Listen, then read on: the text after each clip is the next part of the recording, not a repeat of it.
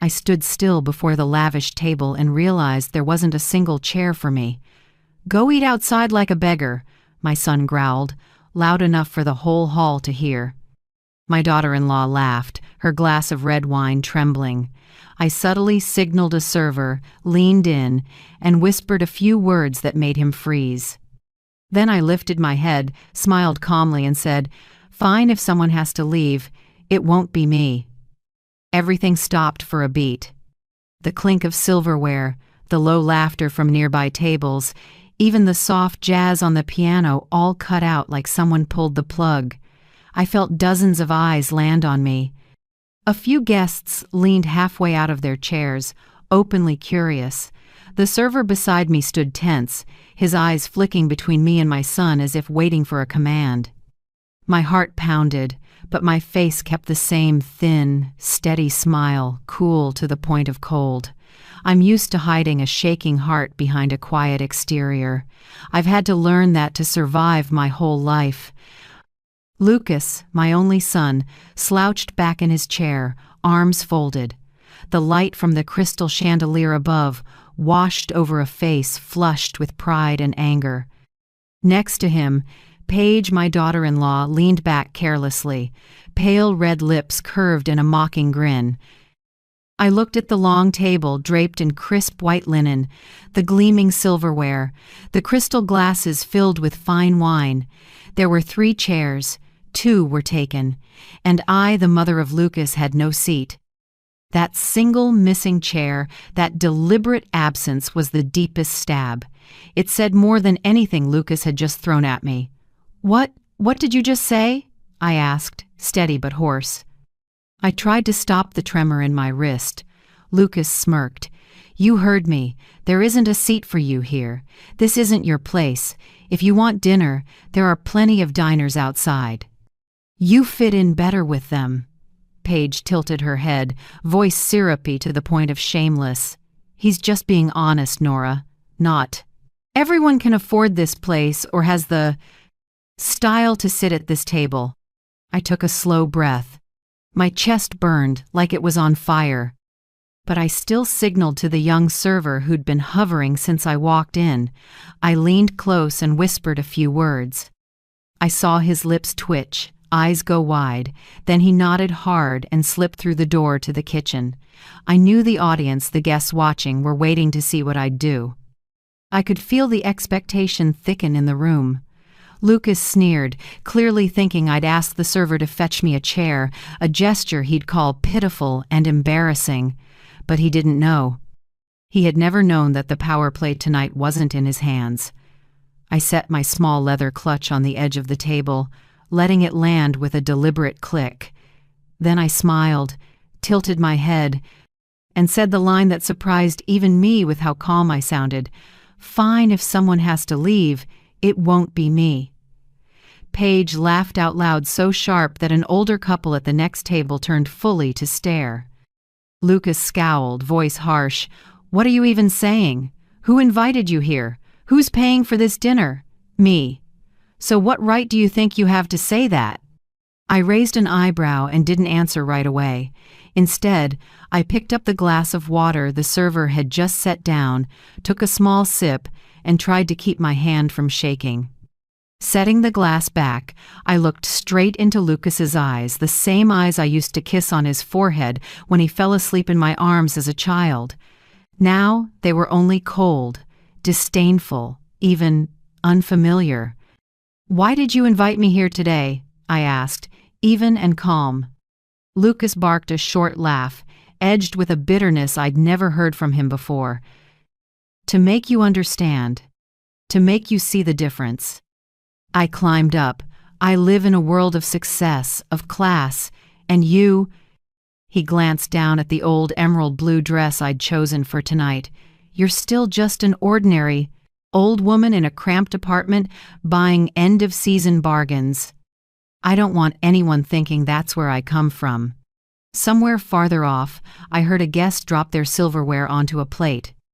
The whole room stayed tight as a drawn wire. I drew a long breath and kept my voice level. "So, what do you want from me tonight? A performance?"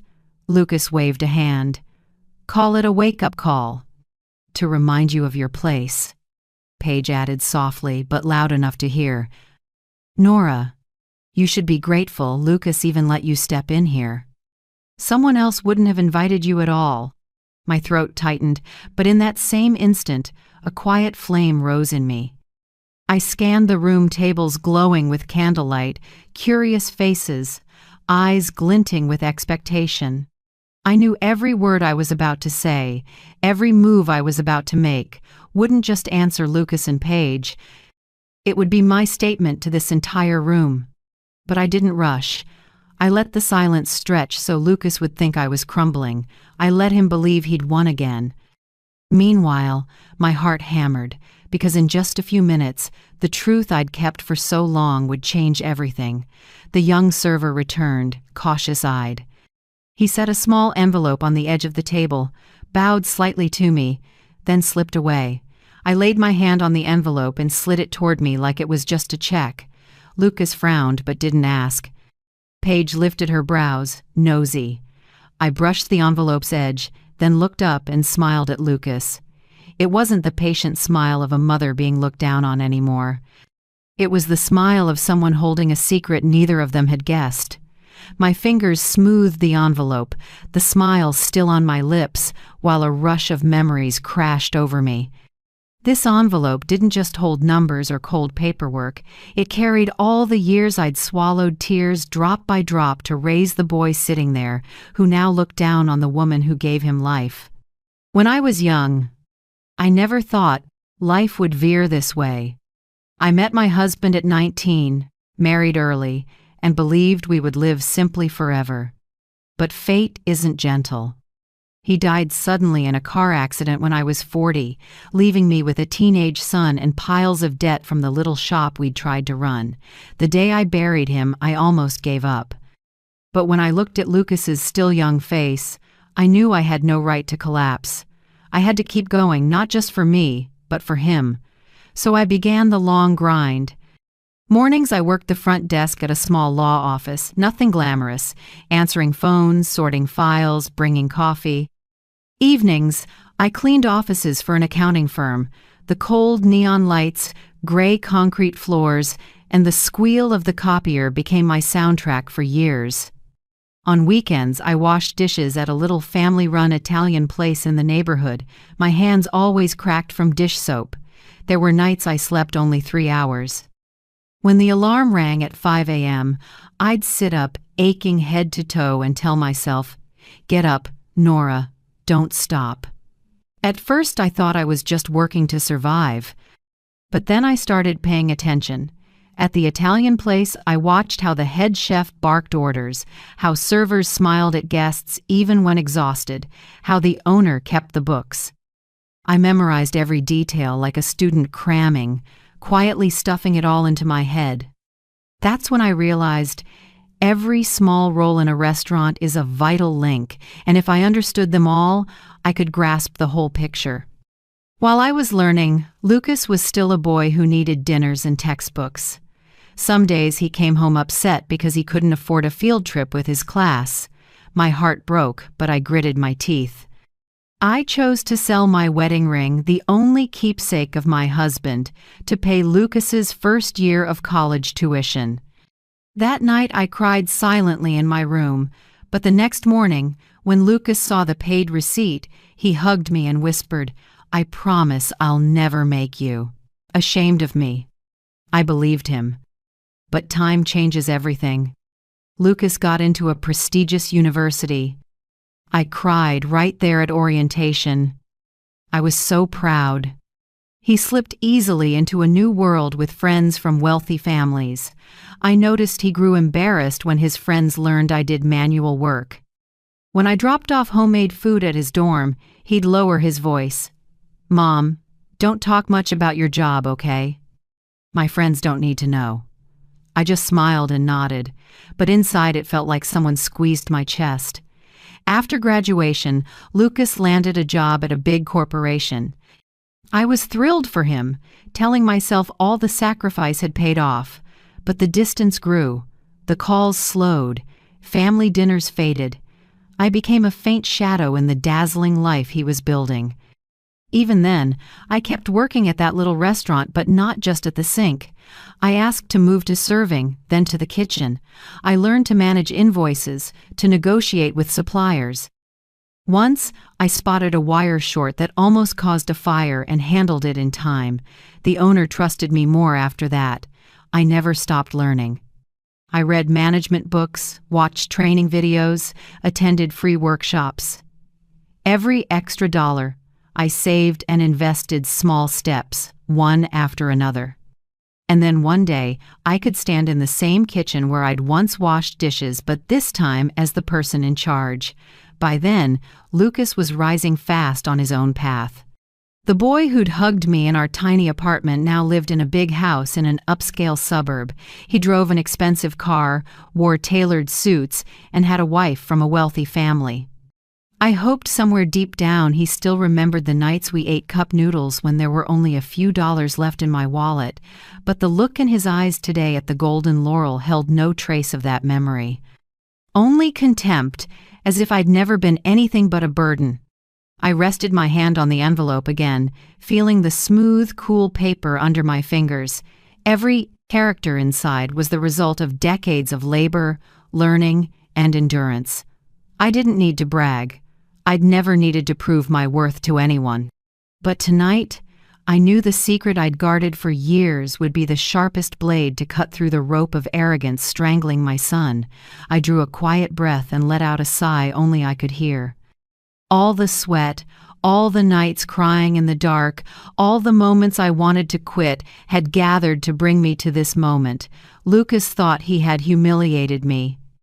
But he had no idea I'd spent my whole life preparing for this moment, the moment I lifted my head, no longer just a patient mother, but a woman who had built her own place in this world. Lucas leaned back in his chair, eyes gleaming with satisfaction when he saw me stay quiet. Paige, beside him, took a sip of red wine, then bent to adjust her sparkling pearl necklace. Every move she made seemed designed to flaunt itself in front of me, the woman in a simple dress who looked out of place in the restaurant's splendor. I stayed still, my hand resting lightly on the envelope. The chill of the paper only made me more certain that all the endurance was not for nothing. But Lucas didn't know that in my silence I was watching every move, his arrogant gaze, his voice pitched a notch higher on purpose, and the smugness, like shaming his own mother in public, was a victory.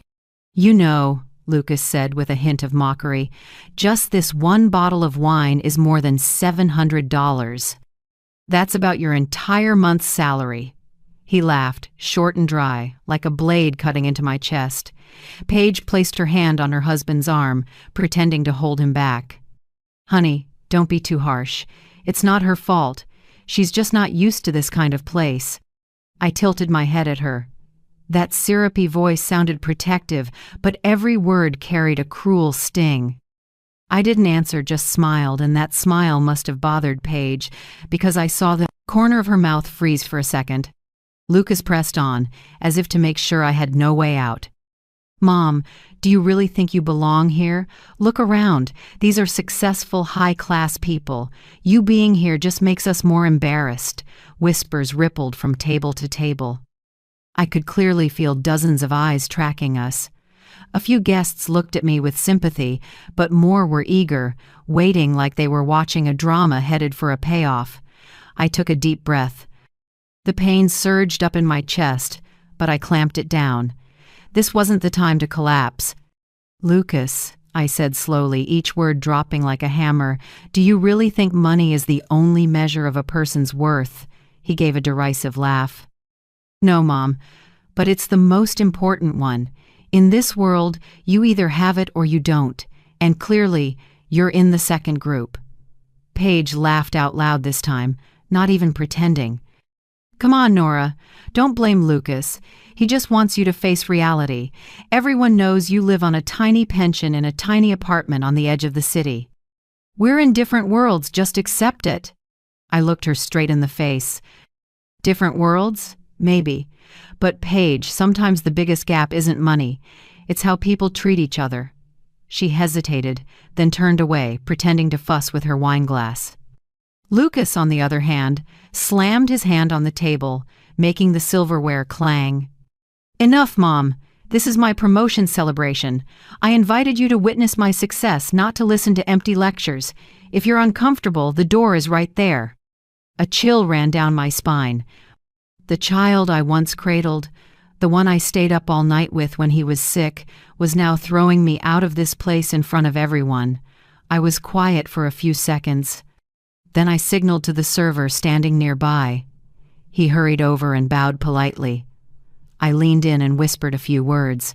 Surprise flickered in his eyes, then he nodded seriously and walked quickly toward the host stand. Lucas eyed me, one brow raised. "What now? Calling a cab to make it easy?" I smiled steadily, not blinking. "No, son. I'm just making sure that tonight, the person who has to leave isn't me." The air in the dining room seemed to freeze. A few guests stopped talking altogether and turned fully toward us. I could feel the tension spreading from table to table. Paige gave a dry laugh. "Who are you trying to scare? This is the territory of people like us. And you," she let her eyes sweep over my simple dress. "You're just an outsider trying to squeeze in." I didn't answer. I simply laid my hand on the envelope and smoothed one straight line across it. My heart beat slow and firm, like each second was getting ready for a shift that couldn't be stopped.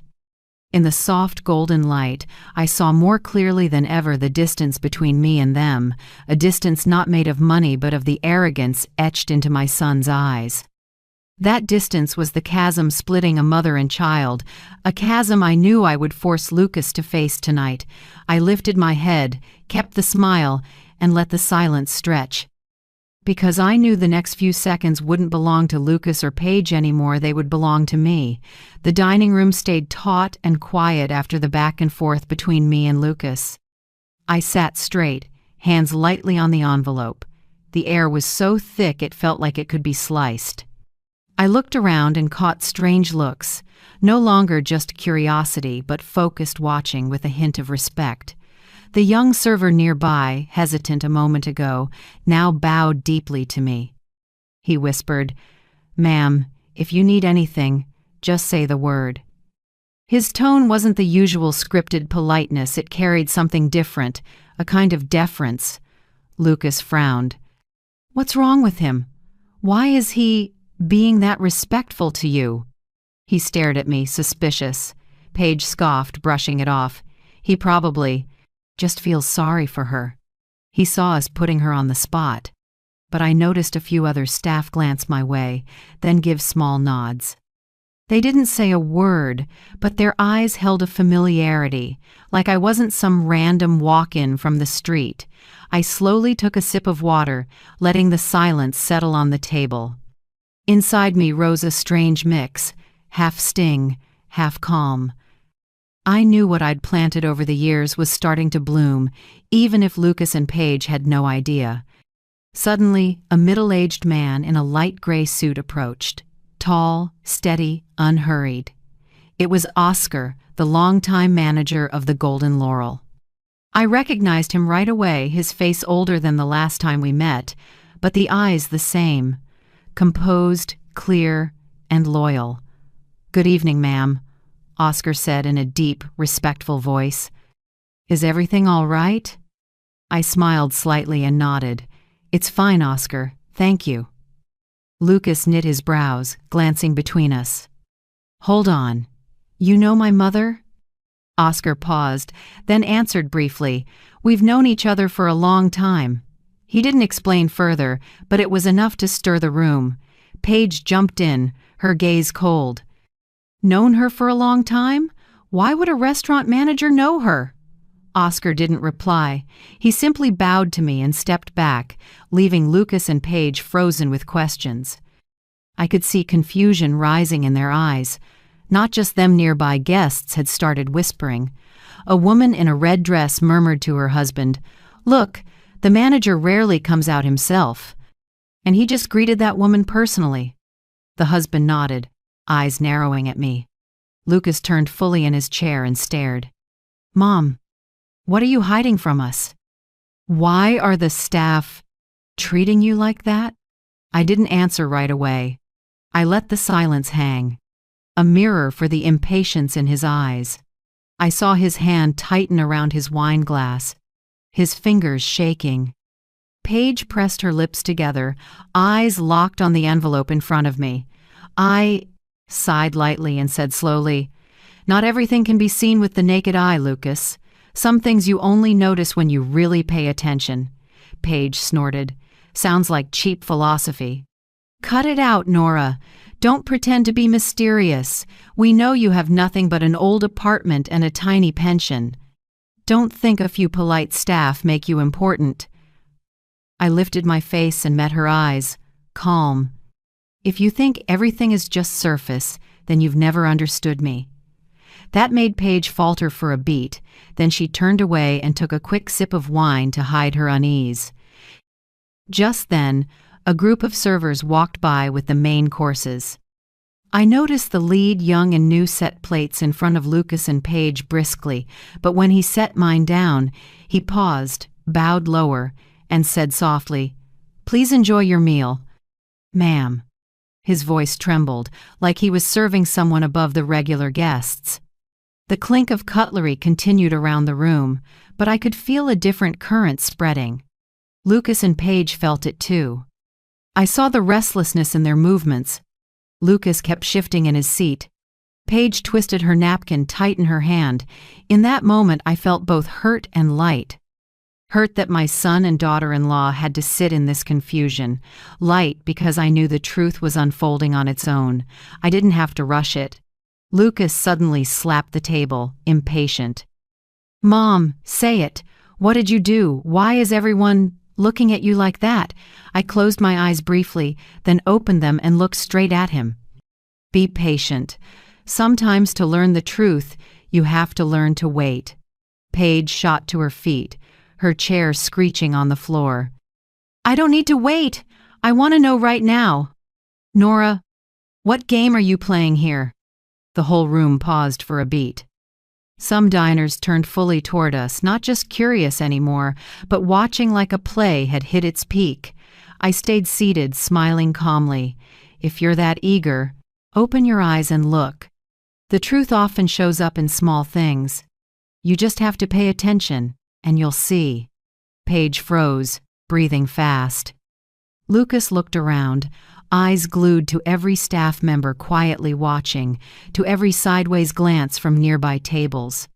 No one spoke up, but the difference in how they treated me was becoming undeniable proof. I felt my heart thudding in my chest, but my face stayed calm.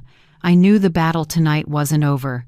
This was only the beginning, the recognizing looks, the small signs planting seeds of doubt in Lucas and Paige. I lifted my water glass, took another sip, and set it down softly. Under the glow of the crystal chandelier, I smiled a smile layered with meaning. No one but me knew that tonight. The curtain was slowly being lifted, but it wasn't time to reveal everything yet. The scrape of the chair Paige had shoved back rang out, harsh, then faded in the already heavy air. Everything seemed to pause for a single breath. I sat still, both hands on the table, letting the silence act like an invisible rope binding all eyes to me. A low voice rose from the entrance. "Sorry for the interruption, but I think I should be here." Everyone turned at once. Heiter, the restaurant's board chairman, was walking in. His tailored suit fit perfectly, his polished leather shoes reflecting the warm light. He moved with measured steps, commanding, as if this room had been built for him. Lucas nearly sprang from his chair, a rushed smile flashing. "Mr. Heitor, what an honor to have you at our table." But Heitor didn't look at him. His gaze cut through the crowd and stopped on me. He smiled and dipped his head slightly. "Hello, Mrs. Nora. It's a pleasure to see you again." A wave of murmurs rippled across the room. I felt dozens of stunned eyes. Lucas went rigid, glancing back and forth between me and Heitor like he couldn't believe what he was seeing. Paige clenched her napkin until it wrinkled, her face clearly paling. I nodded to Hator, as calmly as if this were a routine meeting. "Hello. I didn't expect you to come in person." Hator gave a small shrug, voice warm but firm.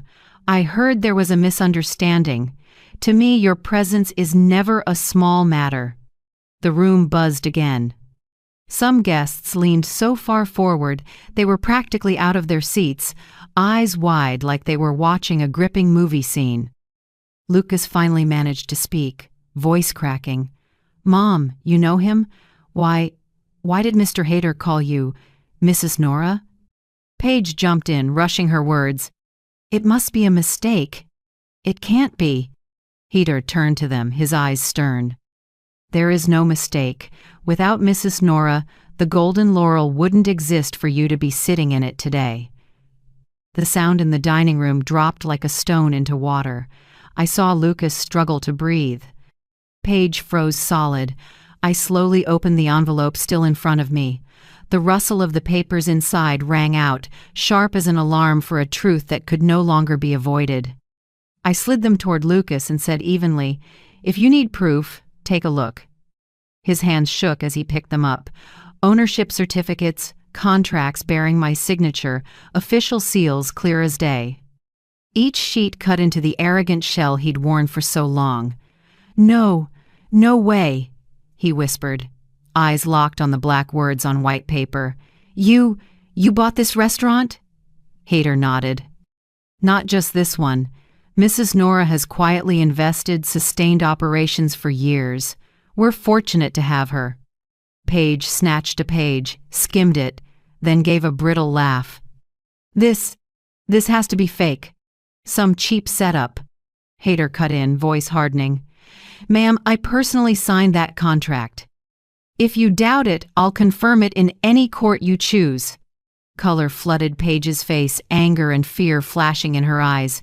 She flung the papers back onto the table, voice pitching high. "No, this is unacceptable." I looked straight at her, my gaze sharp as a blade. "Paige, the truth doesn't need anyone's acceptance. It exists whether you want it to or not." Lucas collapsed into his chair, hands buried in his hair. "My God, all this time. You owned this place, and I—" He choked on the words. I leaned toward him, low but firm. "Yes. And you stood in this room, in front of everyone, and told your mother she didn't deserve a chair.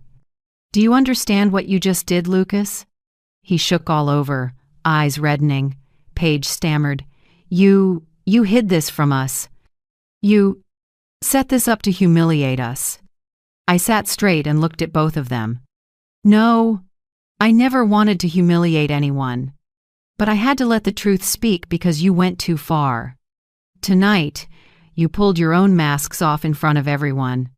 The air tightened again, as if the whole room was waiting for the next line. Hator stepped aside, giving me space. Oscar, the manager, came forward, set a gentle hand on my shoulder, and whispered, "Whatever you want to do next, we're with you." I nodded my thanks. Then I turned back to Lucas and Paige. "You thought I had nothing. You counted on my silence to belittle and insult me.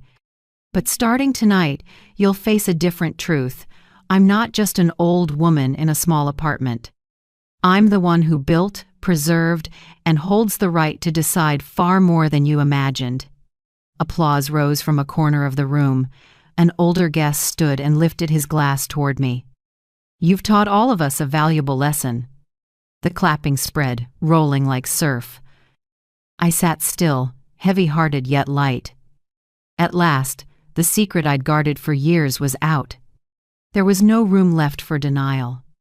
Lucas dropped his face to the table, shoulders shaking. Paige edged her chair back, but her feet seemed glued to the floor, uncertain whether to run or sit. Both of them looked swallowed by the storm they themselves had stirred up. I lifted my head and drew a deep breath. Tonight, I didn't just reclaim respect for myself, I drew a new line. From here on, no one gets to treat me like a shadow on the edge of their lives. The applause hadn't fully died when I put my hand on a second envelope in my purse, Unlike the stack from before, this one was thicker, heavier. The pages inside would decide Lucas and Paige's future. I slid it out and set it on the table, slow and deliberate. The crisp rustle made Lucas look up, eyes bloodshot, and Paige snapped to attention like a cornered animal. "For years," I began, steady and cool, "I kept your name in my will, Lucas. Even when you forgot your debts, I held out hope that, in the end, you'd wake up. But after tonight, things have changed." A low stir swept the room. A few guests covered their mouths, others nodded, waiting. Lucas leaned forward, voice breaking. "Mom, what are you saying? I'm still your son." I met his eyes, calm, like I'd been ready for this moment a long time. "Yes, you're my son, but you're no longer the default heir." I opened the envelope and pulled out pages stamped with legal seals. The cold black print under the chandelier's light looked like marks cut into stone. I slid them toward Lucas. "This is a new interim will. All my assets are put on hold. You won't receive a single dollar until you prove you deserve it." Paige gave a dry laugh, trying to cover her panic. "She's bluffing. Papers on a table don't mean anything." Right then, a man in a black suit walked in with a briefcase. He came to the table and set down his card in front of Lucas and Paige. "Good evening, I'm David Morris, Mrs. Nora's attorney. All documents here are notarized. I can read the terms aloud if needed." The room swelled with chatter. I watched Lucas go pale, like the strength had been drained out of him. He stammered, "No, no way. You can't do this to me." I answered, voice dropping each word, hitting like a hammer. "Son, I can, and I will. Respect can't be bought with money. You already threw away the most valuable thing." David opened the briefcase, pulled out a copy of the will, and read clearly, "Addendum, the assets of Mrs. Nora, including all shares in the Golden Laurel and related entities, will be held in suspension indefinitely. The heir will only receive distribution upon meeting specific conditions set by Mrs. Nora. Otherwise, all assets will be transferred to a charitable foundation established by Mrs. Nora." A chorus of soft gasps rose from many tables. I looked around and saw faces showing both surprise and respect. Paige went pale, forcing out, "A charitable foundation? This is a power play. You're cornering us, aren't you?" I turned to her, even and sharp. "No, Paige. I want you and Lucas to understand. Every action has consequences. If you want to inherit, prove you know how to respect and live decently. If not, the money will serve people who deserve it more." Lucas shot to his feet, his chair crashing back, eyes wild. "You can't do this. I sacrificed my whole life to rise up, to have my status today. It was all for you." I looked straight at him, holding down the tremor in my chest. "No, Lucas. You rose for yourself, and you never thought of me. If it was truly for me, you wouldn't have humiliated me in this restaurant. You wouldn't have let your wife mock me. You wouldn't have treated me like a shameful shadow." The room erupted in applause again, louder this time, like a public verdict. Paige tried to hold steady, but her voice shook. "If you do this, Lucas's reputation will be ruined. The company will find out. His friends will know. Have you thought about the consequences?" I tilted my head, offering a faint smile. "The consequences aren't coming from me, Paige. They're coming from how you've treated me." David, the attorney, closed the folder and said firmly, "From this moment, the new will is in effect. If there's a dispute, we'll resolve it in court. But I doubt that will be necessary, because all the evidence is clear." Lucas collapsed into his chair, burying his face in his hands. I looked at my son, my heart sour but without regret. This wasn't just punishment, it was his last chance to see the path he was on. I turned to the room and spoke steadily. "Everyone here today has witnessed everything. I don't need to hide anymore." I stayed silent for too long, and that silence only fed ingratitude. From now on, I won't let anyone, even my own blood, look down on me ever again." Applause exploded, roaring like a wave. I sat up straight and let the sound wash over me like solid armor. Lucas kept his head down. Paige stayed silent. I knew the board had flipped completely in this moment. I was no longer the passive one waiting for judgment. I had taken back the right to decide, and they would have to live with that truth. The clapping in the dining room slowly faded, leaving only expectant eyes. Lucas still had his face in his hands, and Paige sat frozen, her lips trembling as if replaying every word she'd just heard.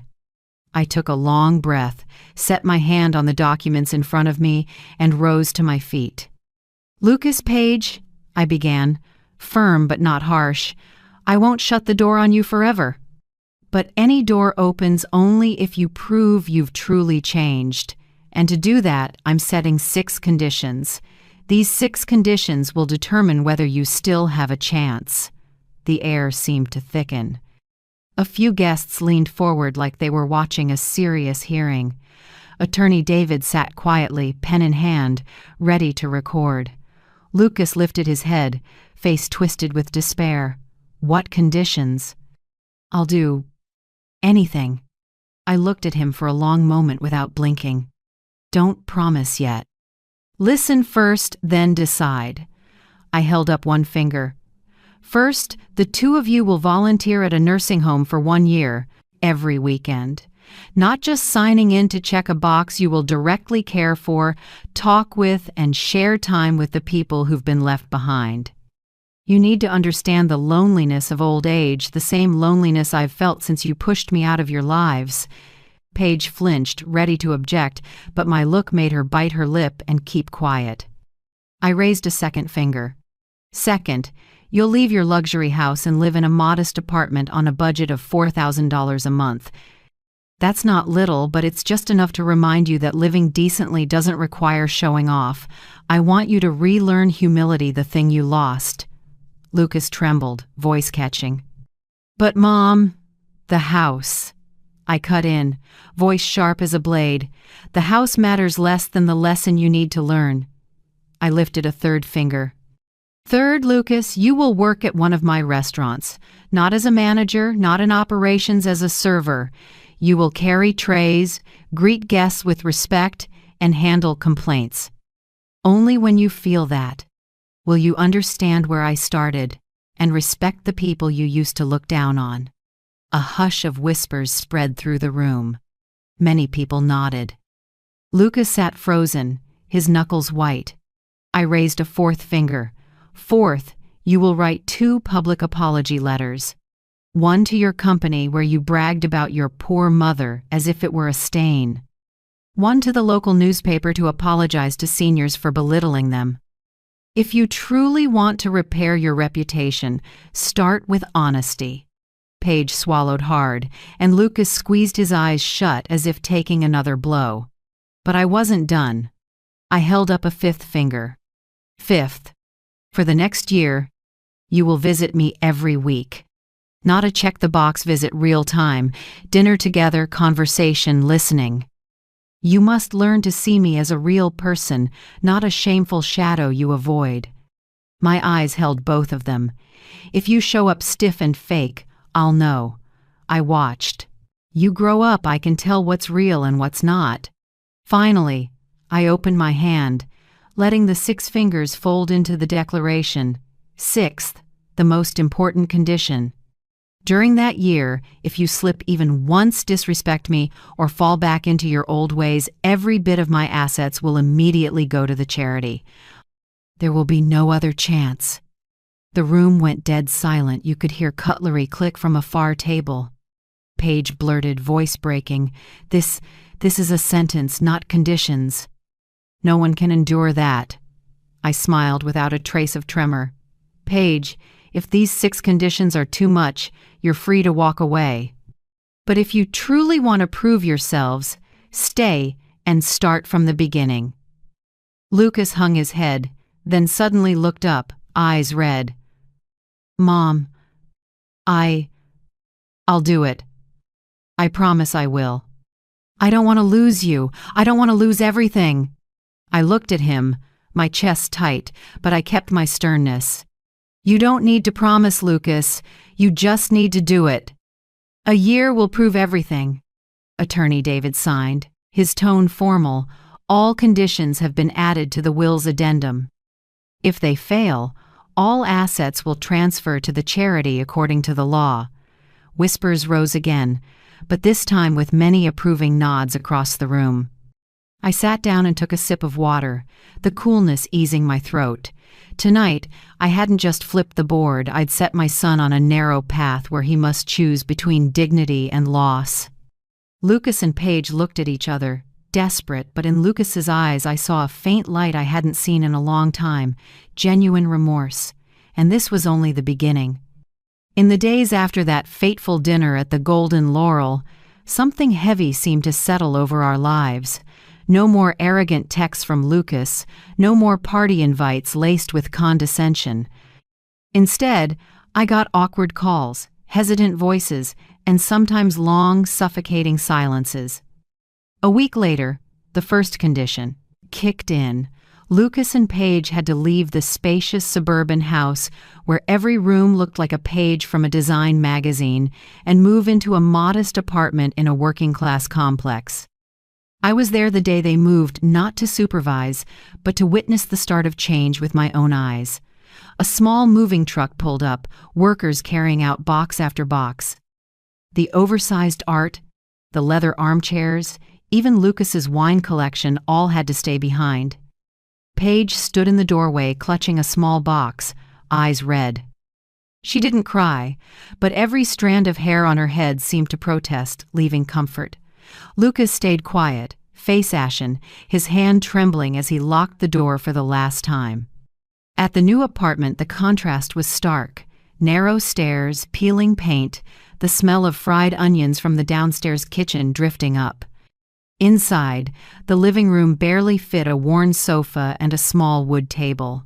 The window opened to a tiny balcony overlooking a crowded lot full of older cars. Paige stepped in, turned once, and blurted, "Oh God, you call this living?" I stood behind her, calm. "Yes, and you'll live like this for a year. Consider it your first class in humility." Lucas said nothing, just set a box down and sank onto the sofa, head bowed. I didn't blame him. The shock from a luxury home to a modest apartment isn't easy to swallow, especially when your own mother forces you to cross that line. The first day at the restaurant came faster than they expected. I chose Riverbend Grill, not the Golden Laurel, but a mid-tier spot in my group. I deliberately didn't let Lucas start at the most glamorous place, but at a location that was busy, crowded, and sometimes impatient. That morning, I arrived early and watched from a corner table. Lucas wore the uniform, white shirt, black apron, soft shoes for moving fast. He looked stiff, like an actor on stage for the first time. His usually slick hair was messy, tied back, and his hands shook as he carried a water tray. His first guests were an older couple. The wife asked for hot tea, no sugar. Lucas brought a tea bag and a cup but forgot the pot of hot water on the side. She frowned and reminded him. He stammered an apology, turned too quickly, and the tray clacked against a table. Heads turned. I saw his ears turn red, but he didn't run. He came back with the right setup and bowed slightly to apologize again. In that moment, I knew. At least Lucas was trying. Paige wasn't serving tables, but she was assigned to the host stand, greeting guests and managing seating. It's not easy. It takes patience and a gentle voice. On her first day, I watched her behind the podium, forcing a smile. When a large party complained about the wait, Paige flared for a second, then forced herself to keep a soft tone. At the end of the shift, both of them leaned against the wall, dripping with sweat.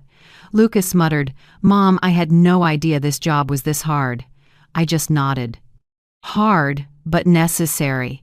This is how you learn to respect the people you used to look down on. On the weekend, it was time for the first condition, volunteering at the nursing home. I went along to introduce them to the staff. The road in was shaded by trees, No city glitter, just the smell of dry grass and bird song. When we stepped into the main hall, a group of seniors were playing cards. Others sat in wheelchairs facing the garden. A silver-haired woman with a deeply lined face looked up and smiled kindly. "Two new ones?" Paige's mouth tightened at being called young, but she nodded stiffly. Lucas sat beside an older man and listened to stories from the war years.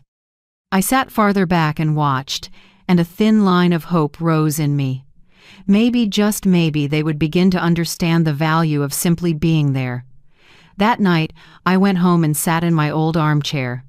Two images played in my head: Lucas fumbling with the water tray, and Paige forcing a smile at guests.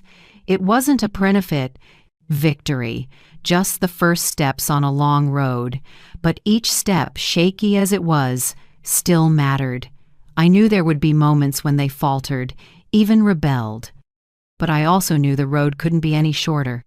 If you want to make things right, you start by bowing your head to small things. And today, at least, they bowed. The first weeks passed, and I kept quietly watching. Lucas and Paige seemed to be getting used to the new rhythm, but I knew it was only on the surface. In their eyes and gestures there were flashes of suffocation. Someone who used to sit in a high-rise office was now carrying trays. Someone who used to stroll in with a designer wallet was now greeting guests in a simple uniform. That's not something you change in a few days. One afternoon, I stopped by Riverbend Grill just as Lucas was serving a difficult table. An older man complained that his steak was overcooked and demanded a replacement right away. Lucas clenched his jaw but still bowed his head and said, "Yes, I'll let the kitchen know." I saw his hand gripping the tray so hard his knuckles went white. He was holding back, but the pride inside him hadn't disappeared. Paige was different. At the host stand, she kept trying to smile, but sometimes her impatience slipped through. An elderly guest signed the receipt slowly, and Paige frowned, then quickly covered it. I saw it all. The habit of looking down on others is not easily scrubbed away. Then the fateful day came. It was a weekend, and the restaurant was packed. Lucas was running constant laps, his shirt soaked with sweat. A group of young men in the corner kept teasing him, calling for more water just to make him come back again and again. At first, Lucas swallowed it, but on the fourth time, one of them sneered, "Weren't you some big shot? Now you're just a second-rate waiter." I watched the color drain from Lucas's face. He froze, the tray tilting as water spilled. Then his restraint snapped. He growled, "Don't you have anything better to do than humiliate people?" The room went silent. Nearby guests turned to look. Kitchen staff poked their heads out. I sighed, knowing the first slip had come. The manager rushed out to apologize to the table, then pulled Lucas into the back. I stood and followed. In the cramped break room, Lucas dropped into a chair, head down. The manager's voice was firm. "You can't talk to guests like that. It's a basic rule." Lucas didn't argue, just muttered, "I can't take it anymore, Mom." I tried, but I can't stand being treated like that. I looked at my son, feeling both pity and pain. "Lucas, that's exactly what you have to learn. You treated me no differently than they treated you. Do you understand that feeling now?" He didn't answer, just covered his face with his hands.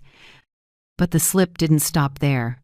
A few days later, I got a call from the nursing home. A supervisor spoke carefully. "Mrs. Nora, yesterday Paige left early. She said it was urgent, but we found out it was just an excuse. Some residents were sad because they waited, and she never came back." My chest tightened. I went straight to their apartment. The door opened to Paige, sitting at the vanity scrolling her phone, and Lucas sprawled on the sofa, no sign of remorse. "Do you two understand what you just did?" I asked, my voice colder than ever.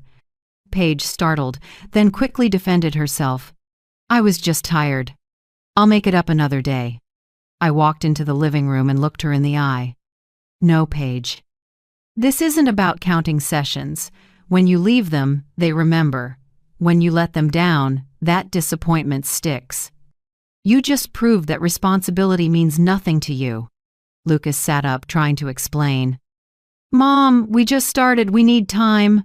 I cut him off, my voice heavy as lead. You've had a whole lifetime to learn decency. Instead, you chose arrogance.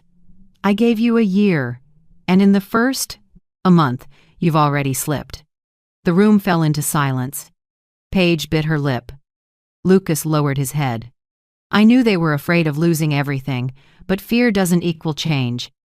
The next day, I brought Attorney David over. At their small dining table, he spread out the addendum papers. As Mrs. Nora specified, he said, if you violate the conditions, all assets go straight to the charity. Paige panicked. No, please don't. It was just one stumble. I looked at them without softening. One time can be forgiven, but from now on, every repeat will have a price. Son, daughter-in-law, remember this. Every action you take will decide whether you still have a place in the will. I turned to leave before they could plead. Tears burned behind my eyes, but I didn't show them. Being a mother has never been easy. Sometimes to save your child's soul, you have to let them pay for their own missteps. That night, I sat in my quiet home, staring into the dark outside the window. Tree shadows stretched long and lonely across the tile. I remembered when Lucas was little, hugging me and swearing he'd never abandon me. Now that promise had been trampled by his own feet. But deep down, I still hoped.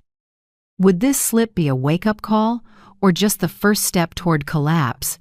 The answer was still unknown, and I knew the cost of that choice wouldn't be cheap. After the bitter slip at the restaurant and the nursing home, I didn't rush to visit Lucas and Paige. Sometimes, silence is the most effective punishment. If I kept showing up, they'd get used to begging and expect me to bend. Instead, I let them sink into their own fear and uncertainty. A month passed. News about the incident at the restaurant spread quickly in my small community, but what I watched closely was how Lucas and Paige handled it. Unlike their old arrogance, they stayed quiet, no excuses, no explanations. I kept tabs through Oscar, the manager, and other staff to see whether they were really changing. Oscar told me that after Lucas lost his temper with the guests, he publicly apologized in front of the entire staff. He admitted he was wrong and promised to relearn his self-control. I knew with his pride, bowing his head in front of many people wasn't easy. That was the first sign. Paige, too. She'd started out just wanting to stand at the host stand, but then she began doing things no one asked. Bussing tables, folding napkins, even helping polish glasses in the kitchen when the rush hit. A young employee told me, Miss Paige even asked me how to handle angry customers. I've never seen her listen to anyone like that before. Those words made me thoughtful. Maybe that stumble really stirred something in them. On the weekend, I went to the nursing home. The seniors there are blunt. They never hide their feelings. I asked about Lucas and Paige. A silver-haired woman, eyes dim but voice clear, told me, that tall young man, he's been sitting with Mr. Martin, playing chess. He keeps losing, but he listens patiently to the old man's stories. Not many young folks are that patient. Another resident said. The young wife looked stuck up at first, wouldn't lift a finger. But lately she helps me knit and sits while I read poems. I'm surprised. When people want to change, they can. I listened, warmed but cautious. People change quickest when cornered. For it to be real, they needed to keep walking this road step by step, not just out of fear of losing money. One evening, I dropped by their apartment unannounced. I wanted the truth without preparation. The door opened to Paige in simple clothes, hair tied back, face without makeup. She looked nothing like the glamorous woman from before, and I noticed something odd. Her smile felt a little real, not forced. "Hi, Mom," she said softly, stepping aside so I could enter. In the living room, Lucas sat on the floor surrounded by pages full of scribbles. When he saw me, he sprang up, flustered. "Mom, I'm writing the apology letter to my company. I want to do it carefully so they know I mean it." I walked closer and looked over the clumsy but sincere lines. The arrogance was gone, just awkward effort, steady and real. I nodded and said nothing, letting him continue. Dinner was simple. Some pasta, stir-fried vegetables, and roasted chicken. Paige said she learned to cook it from an elderly woman at the nursing home. "I never thought I'd enjoy being in the kitchen," she smiled, but when I saw how happy she was to share her tips, I felt genuinely happy. I listened, a hard-to-name feeling rising in me. Maybe this was the change I'd hoped for, not loud or showy, just small pieces of truth slowly being mended. I asked Lucas, "Do you remember the fifth condition? Visit me weekly not to perform, but to really listen." He nodded, eyes red. "Mom, I know. I've done so much wrong, but this time I want to do it for you, not for the money." I didn't answer right away. I searched his eyes for any sign of a lie. All I saw was sincerity mixed with regret. That night, back home by the window, I sat for a long time. City lights flickered outside. I knew the road ahead was still long, and these changes were still fragile, but at least they had begun clear enough to touch my heart. Lucas and Paige had stumbled hard, but from that, they began to learn how to stand. And for the first time in years, I felt a little faith that maybe, just maybe, they could become better people. Time moved on, and their changes grew clearer. No more clumsy slips, no more random outbursts. Instead, I saw them bow their heads, listen, and stop before letting harsh words fly. But a knot remained in me. Change driven by fear fades fast. Change driven by truth can last. I've lived long enough to know that a polite shell can vanish any time if nothing shifts deep inside. One late fall afternoon, I called them both to my apartment. The sky had already darkened, and a cold wind rattled the window, carrying the smell of dry leaves. They walked in without their old arrogance, replaced by caution. I sat them at my old wooden table where I'd spent years having tea alone. "Months have passed," I began, "and you've done a lot, but today I want us to sit down and face the truth. It's time for a clear evaluation." Lucas nodded, twisting a napkin in his hands. Paige sat still, eyes on the table, but I saw her shoulders tremble. I took out a folder, pages of notes from the nursing home, from the restaurant manager, from staff. I've been tracking things, not to catch mistakes, but to see whether the change is real. And here are the results. I read slowly, each line slicing into the heavy air. Lucas has apologized to guests many times, even when it wasn't entirely his fault. Paige has patiently sat for hours, listening to an elderly woman repeat the same story. Neither of them makes excuses to skip shifts anymore, and they've stopped complaining about their living conditions. I paused and looked up. "These notes show you've come a distance, but the more important question is, why are you changing? Because of the will, or because of who you are?" Silence. The wind whistled clearly outside the porch. Then Lucas took a deep breath. "Mom, at first I did it because I was afraid of losing everything. I admit that. But the longer I stayed in that world, the more ashamed I felt thinking about what I'd done to you. I realized I'd been living like an arrogant taker who never gave. I don't want to be that anymore, whether I inherit or not." His voice shook, but he didn't look away from me. For the first time in years, I saw frankness in his eyes. Paige stayed quiet, then suddenly said, "I used to think you just wanted revenge to force us to kneel. But at the nursing home, I saw the loneliness in the residents' eyes, and I remembered your eyes. Over the years I realized you were like them, and I'd chosen not to see it. I'm ashamed. I don't know how to make it right, but I want to try, even if you cut us out of the will." I looked at the two people in front of me, a son who had hurt me deeply, a daughter-in-law who had mocked me without mercy, and I felt something shift inside. Not instant forgiveness, but at least a door cracked open. I exhaled softly, then said, I'm no saint who can forget everything, but I'm not so small that I'll cling to hatred forever. You've come a long way, and I recognize that. But the door isn't fully open. Today, I'm opening it halfway. Lucas looked up, eyes full of hope. Meaning? I set my pen on the folder. Meaning I'll keep your names in the will, but with conditions. Half of the assets will still go to charity. The other half will only come to you if you maintain this change for at least the next 2 years. If you slip back even once, I won't hesitate to remove your names immediately. Paige bit her lip and nodded quickly. Lucas clenched his hands as if trying to hold on to that fragile chance. I leaned back, my voice lower. I'm not doing this to torment you. I want you to understand that the greatest value isn't money, it's dignity. If you don't keep your dignity, then even with $1 million, you're still empty-handed. The room stayed quiet for a long time. Then Lucas said softly, Mom, thank you. This halfway door, it's our only chance to prove it. I won't lose it again. I didn't answer, just nodded. Inside, I knew I'd made the right choice. Full forgiveness would be too easy. Slamming the door shut would be too harsh. Opening it halfway, this is the only way to grant a chance while keeping the lesson.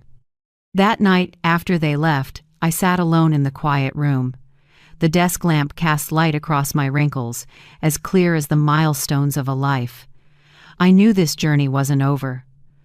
But, for the first time, I could let my shoulders loosen a little. Maybe, finally, I'd opened a door in my own heart. That winter, the snow fell heavier than usual. I sat in my study, warm lamplight pooling over the wooden desk, folders laid out. Attorney David sat across from me, face serious but eyes expectant. Today I had to sign the final decision, who would inherit and how much. I looked down at the papers. For months, Lucas and Paige had kept their promises. They kept working at the restaurant, no more random outbursts, no more looking down on others. At the nursing home, the residents said they came regularly and even organized small sing-alongs. I couldn't deny it. They had changed. But I also couldn't forget the deep wounds in my heart. No one can erase the fact that, not long ago, my own son humiliated me in front of hundreds of people. Those words won't disappear, not even with 100 apologies. David gently reminded me, Mrs. Nora, we need a clear decision to finalize the paperwork. Do you want to give everything to charity or allocate a portion to them? I leaned back and looked out the window. White snowflakes drifted down, settled on the roof, melted, then froze again into a thin sheet of ice. People are like that, seem rigid, but with enough warmth they can change. At last, I said, divide it into 3, a large portion to charity, that's certain. A portion for Lucas and Paige as a second chance, and the rest I want for a small fund to help older mothers abandoned by their children. I don't want my story to end here. I want it to be a reminder. David nodded and wrote quickly. I signed, my hand a little shaky but my heart steady. The next day, I called Lucas and Paige over. They came in with anxious faces, unsure what to expect. I let them sit and spoke plainly. You've come a long way. I've seen the change, and I value it, but you need to understand that what I leave behind isn't to feed anyone's ambition, it's to carry forward what truly matters. Lucas nodded, voice tight. Mom, we understand. Whatever you decide, we'll accept it. I just hope you'll trust me one more time. I set my hand on the folder and looked at them both. I'll keep you in the will, but most of the assets will go to charity and to those who need them more. You'll receive a portion as a chance to live decently and rebuild your lives. If you value it, use it well. If not, consider the last chance gone. Paige burst into tears, and Lucas lowered his head, hands trembling. I knew they understood this was an ending, and also a beginning. That evening, when I returned to my small house, the snow was still thick. I lit a candle and sat in the quiet living room. I didn't feel heavy anymore. I'd said what needed saying, done what needed doing. The inheritance was no longer a burden, it was a bridge to the future. I knew my story wasn't just mine. So many mothers and fathers out there quietly endure ingratitude and betrayal from their own families. And if my story gives someone the courage to stand up, then everything I've been through has meaning. I looked straight into the camera, recording my final journal entry to share. My voice was slow and low, but warm. Life never runs out of hurt. What matters is how we face it. I chose not to stay silent. I chose to open a halfway door to forgive and to teach. Above all, I chose to keep my own worth. I smiled softly, the candle flickering in the draft. If you've listened this far, tell me what you think. Have you ever faced betrayal from those you love? I hope to read every word you share in the comments. And if you want to keep walking with me, please like, subscribe, and don't miss the stories ahead. Thank you for patiently listening as a woman like me poured out her heart. You've made me feel less alone. I closed the journal and set it beside the candle. Outside, the snow kept falling, but inside me, a new spring had begun.